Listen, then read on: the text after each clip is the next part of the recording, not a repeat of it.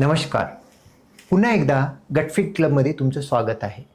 गटफिट क्लबमध्ये प्रत्येक आठवड्यामध्ये आपण एक पॉडकास्ट करतो आणि आजचा हा पॉडकास्ट सोलो पॉडकास्ट आहे. आणि आज आपण एक अतिशय महत्त्वाचं ज्या गोष्टीबद्दल बोलायला प्रत्येकजण संकोच करतं, पाईल्स. त्या पाईल्सबद्दल आपण पूर्ण समजून घेण्याचा ह्या व्हिडिओमध्ये प्रयत्न करूया, जेणेकरून तुम्हाला जर का आता पाईल्स आहे किंवा वाटत असेल, हा व्हिडिओ प्रत्येक तुमच्या प्रश्नाला आन्सर देण्यासाठी मदतगार ठरेल. चला तर मग पाईल्सबद्दल पूर्ण माहिती घेण्यासाठी आपण सुरुवात करूया. पाईल्स मूळव्याध हा एक खूप कॉमन आपण बघणारा आजार आहे. काय झालं, मला संडास करताना दुखलं, पाईल्स आहे. मला संडासमधून बाहेर आल्यानंतर त्या ठिकाणी फोड झालं, माझं एक वेगळं पाईल्स आहे. तिथं कोंब आलं, माझं पाईल्स आहे. मला काहीतरी दुखतंय, तरी पाईल्स आहे. मोशन सरळ होत नाही, ते पण पाईल्स आहे. मग नेमकं पाईल्स आहे तर काय, हा खूप मोठा प्रश्न प्रत्येकाला वाटतं. आणि प्रत्येकाला काय वाटतं की गुदाशयाचा काही प्रॉब्लेम असेल तर तो पाईल्स आहे, असं नाही. पाईल्स म्हणजे गुदाशयामध्ये असणारे तिथले नसा असतात, वेन्स म्हणतो आपण. ते रक्तवाहिन्या असतात, त्या वाहिन्यांच्या सुजनला आपण पाईल्स म्हणतो. आणि तो जर वाहिन्या वाढले तर पाईल्समध्ये ग्रेड 1, ग्रेड 2, ग्रेड 3, ग्रेड 4 असा पाईल्स असतो. तिथं जर का पू येत असेल आणि वारंवार दुखत असेल, सुजत असेल, त्याला फिस्टुला म्हणतो. पाईल्स आणि फिस्टुलामध्ये खूप वेगळं आहे. आणि जर का आता संडासला गेल्यानंतर आपल्याला दुखत असेल, खूप असह्य वेदना होत असेल आणि त्यासोबत रक्त वगैरे येत असेल, त्याला आपण फिशर म्हणतो. मग मित्रांनो, पाईल्स, फिशर, फिस्टुला हे तिन्ही वेगळे आजार आहेत. सगळं काही पाईल्स नसतं. मग गुदाशयातलं कोंबाला आपण पाईल्स म्हणायचं का? ते सुद्धा चुकीचं आहे. कारण गुदाशयाचं तिथलं जर का कोंब म्हणत असेल, काय म्हणतो आपण, तिथलं चमडी वाढलेलं किंवा चमडीमध्ये सुजन आलेलं, त्याला आपण पाईल्सच्या ऐवजी स्किन टॅग म्हणतो. तो एखाद्याला जर का फिशर झालेला असेल तर फिशर नंतर होतो. मग पाईल्स हा वेगळा आहे हे आपल्याला जर का समजलं असेल तर पाईल्स कसा राहतो, कोणतं टाईपचा राहतो ते बघणं महत्त्वाचं आहे. पाईल्समध्ये मुख्यतः दोन पद्धतीचे पाईल्स म्हणतात. एक इंटरनल पाईल्स म्हणतात. इंटरनल पाईल्स म्हणजे आतला पाईल्स, आणि एक्सटर्नल पाईल्स म्हणजे बाहेरून दिसणारा पाईल्स. तर त्याला इंटरनल एक्सटर्नल ह्यासाठी ट्रीटमेंटचं वेगळं करतो, कारण इंटरनल पाईल्स शक्यतो रक्त येतं पण दुखत नाही. एक्सटर्नल पाईल्समध्ये शक्यतो रक्तापेक्षा जास्त सुजन वाटतं आणि सुजन नरम असतो आणि कधी कधी खूप वेदना होऊ शकतो. फिशरसारखं वेदना सुद्धा पाईल्समध्ये होऊ शकतो. आणि काही काही पेशंटला फिशर आणि पाईल्स दोन्ही सोबत राहू शकतात. आणि एखाद्याला पाईल्स झालं तर मग नेमकं त्याचे वेगवेगळे स्टेज काय असतात? Stage 1, stage 2, stage 3, stage 4. एखाद्याला पाईल्स आहे, आतमध्येच राहत असेल आणि संडास करताना रक्त फक्त येत असेल आणि ते रक्त दुखत नसेल, रक्त येताना रक्त पाईल्समध्ये खूप विशिष्ट पद्धतीचं रक्त असतो. लालसर रक्त असतो, थेंब थेंब गळतं. जसं की आपण नळाची तोटी बंद करतो, बंद करण्याच्या टायमामध्ये जो लास्टचे 2-4 ड्रॉप रक्त पाणी येतं, तसं मोशन झाल्यानंतर मोशनच्या अखेरेस एक 2-4 थेंब रक्त पडतं, त्याला आपण पाईल्स म्हणतो. ग्रेड 2 म्हणजे काय, तर त्याच्यामध्ये तिथले नसा सुजतात, इतके सुजतात की बाहेर येतात, पण ते स्वतःच्या स्वतः आतमध्ये जाऊ शकतं, त्याला आपण ग्रेड 2 म्हणतो. ग्रेड 3 पाईल्स म्हणजे काय, ग्रेड 3 मध्ये किंवा स्टेज 3 मध्ये नसा सुजतात, संडासला गेल्यानंतर पूर्ण पाईल्स बाहेर येतो आणि एका व्यक्तीला ज्याला पाईल्स आहे त्यानं हाताने जर का दाबलं तर आतमध्ये जाऊ शकतो, त्याला आपण ग्रेड 3 पाईल्स म्हणतो. ग्रेड 4 पाईल्स म्हणजे काय, एखादी सुजन आहे पाईल्समुळे, ते बाहेर आली, कडक झाली, अटकून बसली, आतमध्ये जात नाही, त्याला आपण ग्रेड 4 म्हणतो. मग ह्याच्याच व्यतिरिक्त एक थ्रोम्बोज पाईल्स म्हणून असतो. थ्रोम्बोज पाईल्स म्हणजे काय, बाहेरील पाईल्स, एक्सटर्नल पाईल्स आहेत, त्याच्यामध्ये रक्त आहे पण तो रक्त एकदमच गुठळी होऊन किंवा क्लॉट होऊन तिथं अटकून बसतं, म्हणून तो बाहेर आलेला पाईल्स आतमध्ये जात नाही. पण तो ग्रेड 4 पाईल्स नसून तिथे बाहेरील पाईल्समध्ये रक्ताची गुठळी झालेली असते, त्याला आपण थ्रोम्बोज पाईल्स म्हणतो. आता एकंदरीत पाईल्स कसे स्टेज असतात, कोणते प्रकारचे असतात समजल्यानंतर पाईल्समध्ये येणारे लक्षणं काय. पाईल्स ज्याला आहे त्याला सर्वप्रथम एकच महत्त्वाचं लक्षण असतो, पेनलेस ब्लिडिंग, वेदनारहित ब्लिडिंग. म्हणजे रक्त फ्रेश रक्त येतं, संडास झाल्यानंतर गुदाशयमधून तुमच्या टॉयलेटमध्ये किंवा शीला बसल्या त्या ठिकाणी थेंब थेंब रक्त पडतं, त्याला आपण महत्त्वाचं एक सिम्पटम म्हणतो, लक्षण म्हणतो. त्याच्या व्यतिरिक्त काही पेशंटमध्ये वेदना होतात. वेदना हा व्हायरल पाईल्समध्ये असतो. वेदनासोबत जर का पाईल्स असेल तर कदाचित हा 10% आहे, 90% मध्ये वेदनारहित पाईल्सच राहतात. आणि काही काही पेशंटमध्ये तिथं खाजवू शकतो, काही काही पेशंटमध्ये त्या ठिकाणी सुजन येऊ शकतो, बरेच काही नाही असतात. पण सर्वात महत्त्वाचं वेदनारहित रक्तस्राव होणं, ते पण मोशनच्या आखरेस होणं आणि त्याच्यामध्ये 2-4 थेंब मोशन झाल्यानंतर रक्त पडणं आणि ते फ्रेश लाल रक्त असणं, हा पाईल्सचं लक्षण म्हणू शकतो. असं दुसऱ्या कोणत्या आजारामध्ये असतो का? बरेच आजार आहेत. त्यापैकी एक महत्त्वाचा आजार पाईल ज्या वेळेला रक्त सांगतो, तो महत्त्वाचा आजार म्हणजे कॅन्सर. का बरं हे आता सांगायची गरज आहे? काही पेशंटला रक्त पडतं, पाईल्स असतं, त्याला कॅन्सर म्हणून येतो. आणि काही काही पेशंटला थोडं थोडं रक्त पडतं, वय झालेलं असतो, पण तरीसुद्धा कॅन्सर असतं, त्याला पाईल्स म्हणून घरी बसतात. त्यामुळे आपल्याला समजून घेणं गरजेचं आहे. जर करता एकदम लालसर रक्त पडत आहे, थेंब थेंब पडत आहे, 2-4 दिवसच झालं, तर ते पाईल्स असू शकतो. थेंब थेंब पडतंय पण जास्तीत जास्त मोशनसोबत मिक्स होऊन रक्त येतोय, अखेरेस नाही पण कंटिन्यू मोशनसोबत येऊ शकतो. आणि तुमची वजन कमी झालं, एज 40-45 पेक्षा जास्त आहे आणि थोडं मोशनची सुद्धा तुमची बिघाड झालेली आहे, कधी कडक मोशन होते, कधी खूप कुंतावं लागतं, कधी जास्त होतो, असं काही असेल तो एक कोलोरेक्टल कॅन्सर, गुदाशयाचा मलाशयाचा कॅन्सर सुद्धा असण्याची एक शक्यता नकारता येत नाही. त्यामुळे प्रत्येक पाईल्सला कॅन्सर म्हणून भिण्याची गरज नाही, कारण खूप रेअरली कॅन्सर असतो. पण प्रत्येक रक्त येणाऱ्याला पाईल्स म्हणून घरी बसणं सुद्धा चुकते, एक्सपर्टला दाखवणं गरजेचं आहे. कारण तो कॅन्सर असण्याची शक्यता नकारता येत नाही, त्याची चान्सेस कमी असतात, एकदम घाबरायची गरज नाही. मग आता एक्सपर्ट म्हटल्यानंतर कोण एक्सपर्ट? एखादा डॉक्टर जो की सर्जन असेल आणि तो पूर्ण जनरल सर्जरी म्हणजे MBBS MS झालेल्या क्वालिफाईड पर्सनला दाखवा. नॉन क्वालिफाईडला पर्सनला दाखवलं कदाचित समजतो, कदाचित मिस होऊ शकतो. त्यामुळे क्वालिफाईड म्हणजे MBBS MS झालेले जनरल सर्जन किंवा कोलोरेक्टल सर्जन किंवा GI सर्जन यांना दाखवलं तर बेटर राहतो. मग आता क्वालिफाईड सर्जनला दाखवणं म्हटलं तर हे झालं. त्यामध्ये काही काही स्त्रियांना असं राहतं की मला पाईल झालंय आणि मी फक्त स्त्री डॉक्टरांनाच दाखवणार. हे पण चुकीची कन्सेप्ट आहे. स्त्रीरोग तज्ज्ञ पाईल्स बघू शकत नाही, कारण त्यांचं शिक्षण पाईल्सबद्दलचं नाही. तुम्हाला जनरल सर्जन पाहिजे आणि जनरल सर्जनमध्ये पण स्त्री पाहिजे, त्यासाठी म्हणून आम्ही दाखवणार नाही, हे पण चुकीचं आहे. कारण पाईल्स हा आजार त्याला समजून घेणे, त्याला ट्रीटमेंट करण्याची गरज आहे. आजाराला लाजून प्रत्येक वेळेस भरपूर मोठे मोठे प्रश्न येऊ शकतात. त्यामुळे तसं करणं पाईल्समध्ये चुकीचं आहे. आता ज्या वेळेला एकदा निदान झालं तर त्याच्यामध्ये काही टेस्ट वगैरे करायची गरज पडते का? पाईल्समध्ये तुम्हाला क्लासिकल सिम्पटम म्हणजे तुमची जी लक्षणं आहेत तेच पाईल्स आहे का नाही हे सांगू शकतात. आणि त्याच्या व्यतिरिक्त काही काही पेशंटला गरजेसारखे आपल्याला टेस्ट लागतात. तुमचे इंटरनल पाईल्स आहे की एक्सटर्नल पाईल्स आहे समजण्यासाठी एक व्हिडिओ प्रोक्टोस्कोपी म्हणून असतो. व्हिडिओ प्रोक्टोस्कोपी करून आपण इंटरनल आहे, एक्सटर्नल आहे, कोणतं ग्रेड आहे समजू शकतो. जर का आता तुम्हाला रक्तस्राव होतंय, वजन कमी होतंय, 40 पेक्षा जास्त एज असेल, तशा कंडिशनमध्ये काही दुसरं काही वाटत असेल, डॉक्टर कोलोनोस्कोपी करून बघतात.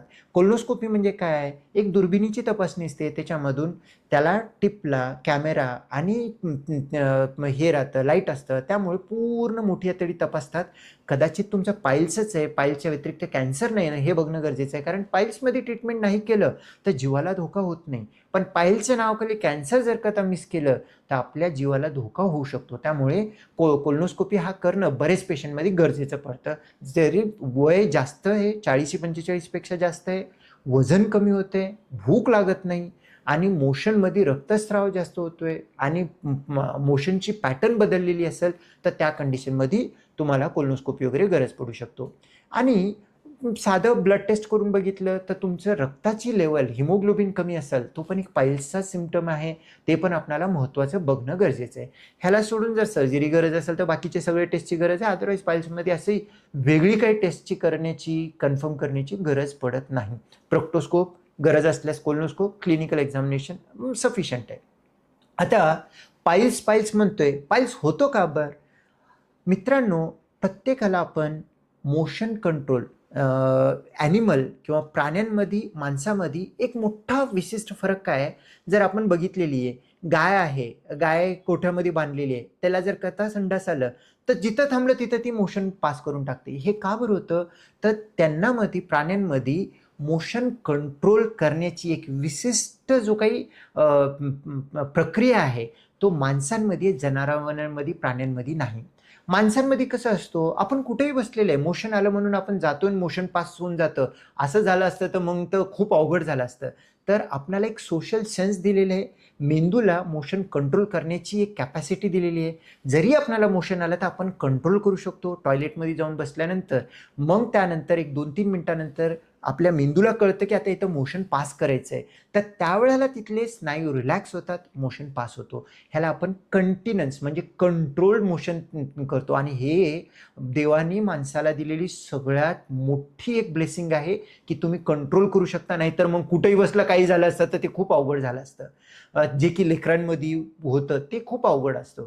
मग तसं जर का असेल तर आपण ज्या वेळेला मोशनला बसतो, आजकाल काय झालं, western lifestyle, western diet, western toilet. आता ह्याच्यामध्ये वेस्टर्न लाईफस्टाईल म्हणजे कोणी रात्री खातं, काही पण खातं. वेस्टर्न डाएट म्हणजे bread, bakery product, pizza, burger जास्तीत जास्त खातं. आणि वेस्टर्न टॉयलेट म्हणजे आपण इंडियन टॉयलेट हा शास्त्रोक्त पद्धतीनं माणसाला विष्ठा सोडण्यासाठी किंवा मोशन करण्यासाठी, संडास करण्यासाठी इंडियन स्टाईलची जी काही टॉयलेट आहे, हेच नॅचरल टॉयलेट आहे. पण काय झालं over the period of time, एक गेल्या 20-25 वर्षामध्ये बघितलं तर आम्ही अमेरिकनला फॉलोअप करतो. सोफेस्टिकेटेड आहे, सुशिक्षित आहे, खूप भारी आहे, मोठं घराणं आहे. तर वेस्टर्न टॉयलेटच असतो, इंडियन टॉयलेट भेटत नाही. आजकाल तर पुण्यासारख्या शहरामध्ये किंवा कोणत्याही शहरामध्ये, इवन गावोगावामध्ये सुद्धा इंडियन टॉयलेट बघायला भेटणं सुद्धा मुश्किल झालं. कारण त्याच्यामध्ये आपण प्राईड फील करतो. पण त्याच्यावरतीच हार्वर्डची एक स्टडी आहे. वेस्टर्न टॉयलेट जे रोज वापरतात त्यांना पाईलचे प्रमाण जास्त होतं, कारण तिथं मोशन्स नॅचरली पास होत नाही, ताकद द्यावं लागतं. म्हणूनच तर आता वेस्टर्नला इंडियन टॉयलेट करण्यासाठी पायाखाली स्टूल घेऊन बसतात. बसल्यामुळे इंडियनसारखं त्या वेस्टर्न टॉयलेटवरती बसून मोशन पास करतात, ज्यामुळे थोडंसं पाईलचं प्रमाण कमी होऊ शकतो. आता पाईल्स होण्याचं महत्त्वाचं कारण म्हणजे काय? मोशनच्या वेळेला आपण ताकद देणं हा सगळ्यात मोठी गोष्ट चुकते. जास्त ताकद दिल्यामुळे गुदाशयावरती, स्नायूवरती जोर पडतो आणि तिथले जे काही नसा आहेत ते नसांवरती प्रेशर पडल्यामुळे नसा सुजतात आणि वर्षानुवर्षे हीच वेस्टर्न लाईफस्टाईल आणि वेस्टर्न डाएट, वेस्टर्न टॉयलेट आणि टॉयलेटमध्ये जास्त वेळ बसणं, प्रेशर देणं, ह्यामुळे ते गुदाशयावरती प्रेशर पडून आपणाला जास्तीत जास्त पाईल्सचं प्रमाण होतो. बद्धकोष्ठता पाईल्स होण्यामधला सगळ्यात महत्त्वाचा कारण आहे. बद्धकोष्ठतामध्ये सुद्धा डिस्सिनर्जिक कोणाला खूप वेळ टॉयलेटमध्ये बसावं लागतं, टॉयलेट होत नाही, ताकद द्यावं लागतं, हार्ड मोशन होतो, टॉयलेट झाल्यानंतर सुद्धा आतमध्ये अटकून आहे असं वाटतं किंवा टॉयलेटला ताकद देऊन मोशन पास करावं लागतं. ह्या व्यक्तींमध्ये पुढच्या काही वर्षांमध्ये पाईल्सचं लागण व्हायला वेळ लागणार नाही. मग पाईल्समध्ये कॉन्स्टिपेशन होतो का? हे थोडीशी कसं सांगायचं म्हणजे अवघड आहे. कारण मूळ कारण आहे पाईल्स होण्यासाठी बद्धकोष्ठता आहे. पण पाईल्सचं साईज खूप मोठं झालं तर बद्धकोष्ठता वाढण्याची शक्यता आहे. पण पाईल्स काढल्यामुळे बद्धकोष्ठता जाईल हे थोडंसं अवघड आहे. पण तरीसुद्धा बद्धकोष्ठता का बरं होतं ह्याच्याबद्दल आपला एक व्हिडिओ आहे, त्या व्हिडिओमध्ये तुम्ही समजून घेऊ शकता. ह्याच्या व्यतिरिक्त गरोदरपणामध्ये पोटामध्ये वजन असतो, बाळ असतो, प्रेशर असतो, हार्मोनल चेंजेस असतो, तिथेही पाईल्स होऊ शकतो. पण आजकालचा सगळ्यात मोठा पाईल्सचा कारण म्हणजे टॉयलेटमध्ये मोबाईल घेऊन बसणं. कारण लोकांना माहीतच नाही आहे. अरे बाबा, टॉयलेटमध्ये बसल्यानंतर तुला काय करायचं ते कर ना, बाकीचं काय करतो? हे न केल्यामुळे काय होतं, तिथं टॉयलेटमध्ये बसणं आणि मेंदू आणि गुदाशय मलाशयाचं कोऑर्डिनेशन होत नाही. विसरून जातात की आपण टॉयलेटमध्ये बसलो आणि नुसतं मोबाईलवरती रील, इंस्टाग्राम लावून बसलेलं असतं. त्यामुळे मोशनचं कोऑर्डिनेशन होत नाही म्हणून तो एक विशिष्ट प्रकारचा बद्धकोष्ठता होतो, प्रेशर जास्त पडतो. म्हणून त्या पेशंटमध्ये पाईल्स जास्त होण्याची शक्यता असतो. जास्त वेळ टॉयलेटमध्ये बसणं, कारण आजकालच्या वेस्टर्न टॉयलेटमध्ये 10 मिनिटाच्या पेक्षा 7 मिनिटाच्या पेक्षा जास्त बसलं, प्रेशर जास्त येऊन त्याच्यामुळे सुद्धा आपल्याला पाईल्स होण्याची शक्यता राहतो. हे सगळे कारणं झाले. मित्रांनो, मग पाईल जर का आता डेव्हलप झालं तर सगळ्यात मोठी भीती काय असते? मला पाईल्स आहे, मला सर्जरी लागेल म्हणून मी डॉक्टरना दाखवत नाही.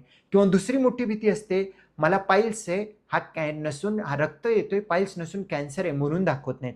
हे दोन्ही सुद्धा चुकीची गोष्टी आहेत. जर तुम्हाला मोशनमध्ये रक्तस्राव येत असेल, 1-2-3 दिवस वारंवार येत असेल आणि जर का काही विशिष्ट वॉर्निंग सिम्पटम असतील किंवा वेदना होत असेल, तर मित्रांनो पायल्स असू शकतो किंवा दुसरं काही असू शकतो. त्यामुळे जवळील एक क्वालिफाईड जनरल सर्जन म्हणजेच MBBS MS सर्जनला जाऊन भेटणं, त्यांची सल्ला घेणं, निदान करून घेणं, गरज असल्यानंतर कोलोनोस्कोपी करून घेणं, पायल्सच्या व्यतिरिक्त काही नाही ना हे रूल आउट करणं गरजेचं आहे. हे करून घेणं. आता त्यानंतरची पुढची स्टेज येते पायल्स आहे तर ट्रीटमेंट काय? मित्रांनो 90% पायल्सला सर्जरी लागत नाही. तुमची लाईफस्टाईल चेंज करणं, गोळ्या औषध घेणं आणि मोशनची काही विशिष्ट हायजीन मेंटेन करणे हे केलं तर बऱ्यापैकी चांगलं होतं. खायचं तर काय? फायबर जास्त, फळभाजी जास्त, जास्तीत जास्त फ्रुट्स, स्प्राउट्स, नट्स ज्याच्यामध्ये फायबर घेसाल, त्याच्यासोबत पाणी जास्त घेसाल तर मोशन सॉफ्ट होतं, जास्त कुंतायची गरज नाही, त्यामुळे साफ होऊन जाईल, तर पायल्स होण्याची शक्यता राहत नाही. आणि त्याच्या व्यतिरिक्त तुम्ही चालणं फिरणं चांगलं करायला पाहिजे. टॉयलेटमध्ये मोबाईल बंद करा. 7-8 मिनिटाच्या पेक्षा जास्त टॉयलेटमध्ये बसू नका आणि जास्त कुतून मोशन करू नका आणि रात्रीचं झोप चांगलं घ्या आणि शरीरावरती हलके व्यायाम करा आणि योगासन वगैरे जर का करता येत असेल, पवनमुक्तासन आहे, बद्धकोणासन आहे, मत्स्यासन आहे आणि कॅट काऊ पोझिशन म्हणून ते करणं आहे. हे थोडंसं योगा वगैरे करा, बॉडी स्ट्रेच होईल, पोटाला जोर पडेल, मोशन साफ होईल, जेणेकरून तुम्हाला पाईल्स असणार नाही, असेल तरी मोशन साफ झाल्यामुळे पाईल्स असलेलं निघून जाईल. आता ह्याच्या व्यतिरिक्त ट्रीटमेंट काय? मित्रांनो ॲज अ डॉक्टर म्हणून क्वालिफाईड कोलोरेक्टल सर्जन आम्ही काय करतो, जे की गाईडलाईन आहे, ग्रेड 1 ग्रेड 2 मध्ये शक्यतो सर्जरी लागत नाही. लाईफस्टाईल, मेडिकल ट्रीटमेंट आणि आहाराची बदल आणि आपली शरीराची काळजी हे घेतलं तर ग्रेड 1 ग्रेड 2 मध्ये पाईल्स ऑलमोस्ट थांबतं किंवा ग्रेड कमी होतं आणि बऱ्यापैकी रिकव्हरी होतं, नंतर राहत नाही आणि चांगलं होऊन जातं. आणि काही पेशंटमध्ये आपल्याला तिथले नसा सुजलेले आहेत, नसांचं ताकद यावं म्हणून काही गोळ्या औषध घेण्याची गरज पडू शकतो. काही काही पेशंटला जर का त्रास होत असेल तर क्रीम देण्याची गरज पडतो. आणि एक महत्त्वाची भाग आहे गरम पाण्याची शेक. गरम पाण्यामध्ये बसून थोडंसं कोमट पाण्यामध्ये बसून संडासची जागा टाईट रिलॅक्स केलं, तिथला जो काही एरिया आहे स्नायू रिलॅक्स होतात, जेणेकरून जोर पडणार नाही आणि बरं होतो. हा ग्रेड 1 ग्रेड 2 मध्ये होतो. खूप ब्लिडिंग होत असेल तर त्या कंडिशनमध्ये आपल्याला काही बँडिंग करण्याची किंवा इंजेक्शन देण्याची गरज पडतो. इंजेक्शन म्हणजे स्क्लेरोथेरपी देण्याची गरज पडतो. सगळ्या पाईल्सला हे कामी पडतं का इंजेक्शन किंवा बँडिंग? असं नाही. काही विशिष्ट ग्रेड 1 ग्रेड 2लाच कामी पडतं, सगळ्यांना नाही पडत. आता तुमचं जर ग्रेड 3 ग्रेड 4 पाईल्स आहे ते 100 10% पेशंटमध्ये असतो आणि प्रॉपर डायग्नोसिस झालं त्या पेशंटमध्ये पण ग्रेड 3 असेल तर पटकन सर्जरीला जा असं नाही. पाईल्स हा काय अशी आजार नाही, आलं की सर्जरी करून टाका, नाही. पहिलं लाईफस्टाईल चेंज करा, खाणं पिणं बदला, आपलं मोशनची पद्धत सुधारा, खाण्यामध्ये फायबर वाढवा. इतकं होऊन सुद्धा गोळ्या औषध घेऊन तुम्हाला वारंवार रक्त पडत आहे, त्रास होत आहे आणि तुमचं बद्धकोष्ठता सरळ होत नाही आहे, तर त्या कंडिशनमध्ये ग्रेड 3 ग्रेड 4 मध्ये सर्जरी असतात. आता सर्जरी म्हटलं की सगळ्यात पहिलं मला लेझर पाहिजे असं नाही. लेझर हा सर्जरीचा एक टूल आहे. लेझरमुळे पाईल्स बरं होतं असं जर का कोणी डॉक्टर म्हणत असेल तर त्या डॉक्टरना माहिती नाही, तिथून फटकन निघून दुसरीकडे जा. कारण लेझर एक आधुनिक तंत्रज्ञान आहे, पण पाईल्समध्ये त्याचा खूप काही उपयोग आहे. जर विचारलं, मी क्वालिफाईड एक कोलोरेक्टल सर्जन आहे, जबाबदारीपूर्वक तुम्हाला सांगतो लेझरचं पाईल्समध्ये कोणताही मोठा फायदा नाही आहे. कारण तुम्हाला होणाऱ्या 4 दिवसाच्या वेदनाच्या नावाखाली जर का ते एक सर्जरी करू आणि लेझर सर्जरी केल्यानंतर 6 महिन्यानंतर वापस पाईल्स येणार असेल तर करायचं कशाला? त्यापेक्षा जर चांगलं सर्जरी करून नाही तर लाईफस्टाईल करू, कशाला आतमध्ये राहायचं? तर मित्रांनो लेझर स्टेपलर हे एक आधुनिक तंत्रज्ञान आहे. पाईल्समध्ये वापरले जातो, पण त्याचा खूप फायदा आहे असं नाही. फायद्यापेक्षा तोटा खूप आहेत. दोन्हीही तंत्रज्ञानचे जितकं माहिती आहे आणि जितकं वर्ल्ड वाईड लिटरेचर पब्लिश्ड आहे त्याच्यामध्ये त्यांना दोन्हीला सुद्धा पाईल्स ट्रीटमेंटमध्ये खूप मोठा स्थान नाही. फक्त आपली भीती आहे की पाईल्सची सर्जरीनंतर वेदना होतात, वेदना नको म्हणून आपण करतो. पण मित्रांनो ही सर्जरी केल्यानंतर ह्याचे कॉम्प्लिकेशन सुद्धा खूप आहेत, गुंतागुंत खूप आहेत. काही काही पेशंटला बघितलेलं आहे की मोशनची कंट्रोलच राहत नाही, असं सुद्धा होतो. हे गुंतागुंत पण आहे. त्याच्यासोबत ही सर्जरी करून वापस येण्याची शक्यता 6 महिने वर्षानंतर खूप जास्त आहे. म्हणून अननेसेसरी करण्यात काही पॉईंटच नाही आहे. आणि सर्जरी जर करायचं असेल तर स्टँडर्ड पूर्ण पाईल्स मास काढणं हा जगातील हे ओल्ड एज आहे, स्टँडर्ड आहे आणि ॲक्सेप्टेड आहे. आणि ह्याला सांगणं मी स्वतः सांगत नाही, गाईडलाईन म्हणजे आमचे जे काही पब्लिश गाईडलाईन आहे ह्याला सपोर्ट करत आहेत. स्टँडर्ड हिमोरॉइडेक्टॉमी म्हणजे पूर्ण जो काही सुजलेला नस आहे तो नसाला मुळापासून काढणं. 4 दिवस त्रास होऊ शकतो, थोडाफार ब्लिडिंग होऊ शकतो आणि थोडाफार त्रास होऊ शकतो, हिलिंगला 1-2-4 आठवडे जाऊ शकतो, पण हे वापस न होण्यासाठी स्टँडर्ड हिमोरॉइडेक्टॉमी ही सर्जरी सगळ्यात चांगली आहे. आणि त्याच्या व्यतिरिक्त सर्जरी केल्यानंतर वेदना होणं, तुम्ही कोणतीही सर्जरी केली तर वेदना होऊ शकतो. स्टेपलर लेझरमध्ये कमी होईल, पण कमी वेदना घेऊन आणखीन 1 वर्षानंतर आणखीन एक सर्जरी करण्याची काहीच गरज नाही. आणि त्याच्या व्यतिरिक्त जर का म्हटलं तर बरेच काही सांगतात, बीम वगैरे सांगतात, कॉम्प्लिकेशन जास्त आहे करू नका. एक तर सर्जरी करू नका आणि करायची गरज पडली तर क्वालिफाईड पर्सन आहे का बघा. क्वालिफाईड पर्सन आहे का, नंतर जर लेझर म्हणत असं पळून जा, कारण त्या सर्जनला खरंच माहिती नाही पाईल्समध्ये काय करायचं म्हणायचं. तर चांगलं सगळे ऑप्शन सांगतो का सर्जन बघा. तरी तुम्हाला वेदना नको लेझर स्टेपलर करायचं तर हरकत नाही, पण समजून घ्या की लेझर स्टेपलरमध्ये स्टँडर्ड प्रोसिजरमध्ये पेन आहे, ह्यांच्यामध्ये मोठे मोठे कॉम्प्लिकेशन सुद्धा आहेत. आणि सर्जरी केल्यानंतर 6 महिने वर्षानंतर लेझर आणि स्टेपलरमध्ये वापस येण्याची भीती जास्त असतो. हा मी सांगत नाही, पब्लिश लिटरेचर जो की आम्हाला जो काही मेडिकल लिटरेचर पब्लिश्ड आहे त्याच्यामध्ये हे सांगितलं जातो. आणि वेदना होऊ शकतात, सर्जरीनंतर थोडाफार ब्लिडिंग होऊ शकतो. पाईल्सचा हा कॉमन प्रकार आहे. सर्जरी झाल्यानंतर रिकव्हरी होण्यासाठी ॲटलिस्ट एक 7-8 दिवस सुट्टी घ्या, कारण कामासोबत काम करतो म्हणून जर का त्या घेतलं, खाणं पिणं प्रॉपर होत नाही, पाणी प्रॉपर होत नाही म्हणून तो मोशन प्रॉपर होत नाही, मोशन प्रॉपर होत नाही म्हणून तिथलं पाईल्स आणखीन वापस होण्याची शक्यता वाढू शकतो. त्यामुळे तुम्ही एक 7-8 दिवसाचा ब्रेक द्या, जेणेकरून तुमची हिलिंग चांगलं होईल. गरम पाण्यामध्ये बसा, तुमचे डॉक्टर तुम्हाला समजून सांगतील, गरम पाण्यात बसून टाईट रिलॅक्स केलं तर जखम स्वच्छ राहील. मलम लावा, जर का आता खूप डीप जर का असेल तर 1-2 वेळा ड्रेसिंग करायला काही हरकत नाही. आणि जर स्टँडर्ड सर्जरी केलेली असेल, प्रॉपर पाईल्स काढलेला असेल तर रिकरन्सचे चान्सेस, हिलिंगला तुम्हाला एखादा महिना घेईल किंवा 2-3 आठवडे त्रास जाईल, पण वापस होण्याचे चान्सेस खूप कमी होतात. आणि वापस नाही होण्यासाठी पुढे जाऊन सुद्धा आपल्याला बद्धकोष्ठता टाळणं गरजेचं आहे, खाणं चांगलं गरजेचं आहे, घरचं खाणं गरजेचं आहे, पिझ्झा बर्गर वगैरे खाणं टाळणं गरजेचं आहे, मसालेदार खाणं कमी करणं गरजेचं आहे. नॉनव्हेज वगैरे खाल्ल्यामुळे पाईल्स होतो असं नाही, पण अतिशय जास्त लेट नाईट मी घेतलं आणि मोठं प्लेट भरून बिर्याणी खात बसलो, चिकन बिर्याणी, तर पाईल्स होणार आहे. तर त्याला कंट्रोल पोर्शनमध्ये खाणं गरजेचं आहे. आणि सर्वात महत्त्वाचं म्हणजे आपल्या शरीरावरती योग्य व्यायाम करणं गरजेचं आहे, हालचाल ठेवणं गरजेचं आहे.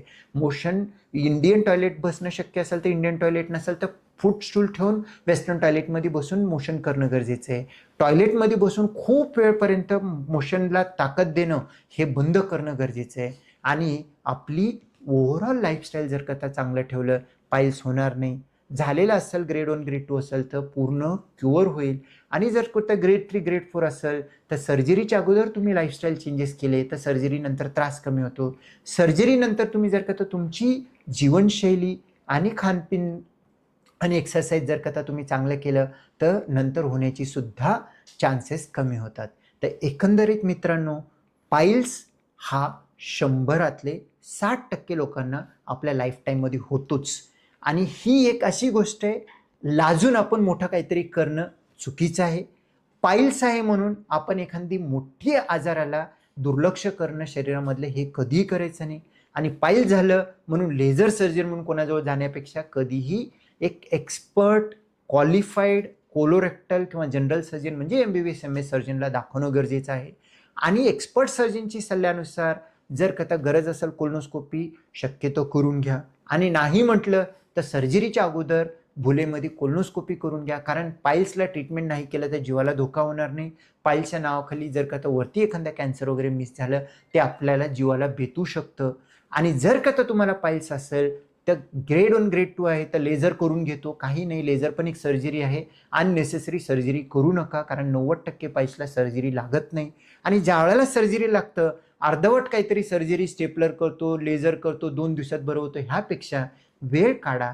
जगामधील सगळ्यात स्टँडर्ड आज रोजी सुद्धा ओपन हिमोरॉइडेक्टॉमी म्हणजे प्रॉपर जितकं सुजलेलं आहे तितकं काढणं, त्याला शिवणं, हा टाकावाली सर्जरी जो म्हणतो तीच स्टँडर्ड सर्जरी आहे. ते करून घ्या आणि चांगल्या डॉक्टरांसोबत बसा. तुम्हाला काय वाटतं ते बोला. त्यांचे पण माहिती घ्या, संभाषण करा, चांगल्या ठिकाणी करून घ्या. कारण पाईल्स हा काय जीव घेणारी बिमारी नाही. झाल्याबरोबर इमर्जन्सी सर्जरी करा असं बिलकुल नाही. इवन तुम्हाला थ्रोम्बोस पाईल्स रक्त घोटलेलं असेल त्याच्यामध्ये सुद्धा 90% गोळ्या औषधनं बरं होऊ शकतो. त्यामुळे इमर्जन्सी करायचं नाही.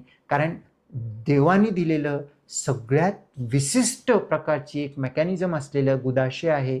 तिथं कोणाच्या हातानं काहीतरी करून घेऊन नंतर एक तर मोशन कंट्रोल होत नाही किंवा मोशन बंद पडतंय, हे घेऊन जिंदगी जगणं हे योग्य नाही. आणि असे बरेच पेशंट माझ्याजवळ येऊन सांगतात की सर, एक चुकीची सर्जरी झाली. चुकीची सर्जरी जर हाताला झाली तर दुसरा हात काम करेल, पायाला झालं तर दुसरं पाय काम करेल, पण गुदाशयमध्ये जर का झालं तर त्याला कोणतीही पुढे सर्जरी करून नॉर्मल करता येत नाही. त्यामुळे तुमचं जर का गुदाशयाचा प्रॉब्लेम असेल, लाजू नका, क्वालिफाईड सर्जनला भेटा. गरज असली तरच सर्जरी करा.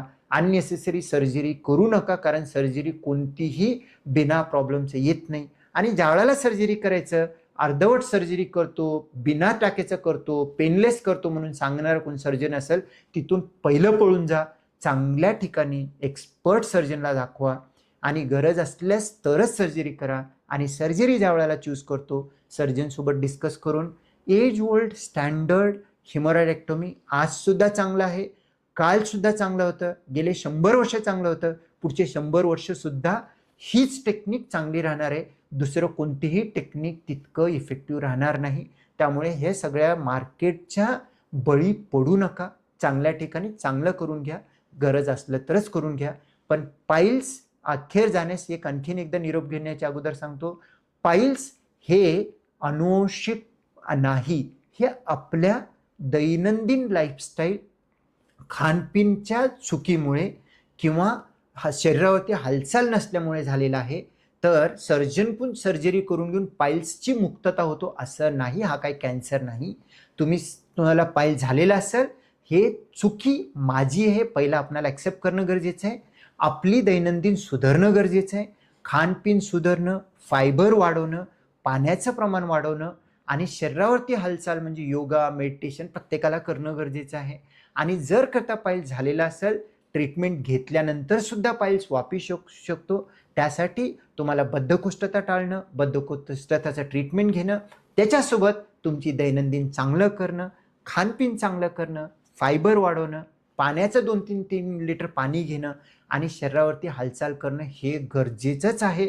आणि तुमची लाईफस्टाईल चांगली असेल, डाएट चांगलं असेल, पाईल्स होणार नाही, झालेलं चांगलं होईल आणि ऑपरेट केलं असेल तरी पुन्हा येणार नाही. तरी पाईल्सबद्दल हा पॉडकास्टचा व्हिडिओ तुम्हाला जर आवडला असेल तर आमचा व्हिडिओ लाईक करा. आमचा चॅनल गटफिट क्लबवरती प्रत्येक आठवड्यात असंच पचनसंस्थाबद्दल वेगवेगळे आम्ही व्हिडिओ घेऊन येतो, तर आवर्जून आमचा व्हिडिओ बघा आणि आमचा चॅनल सबस्क्राईब करा. आणि जर कोणाला पाईल्स आहे किंवा पाईल्सबद्दल सर्जरी करणार आहे, त्याला जर का ह्या विषयाबद्दल समजून घ्यायचं असेल, त्यांना शेअर करा. असेच आमचे व्हिडिओ बघत राहा. चला तर मग पुढच्या व्हिडिओमध्ये भेटूया. धन्यवाद.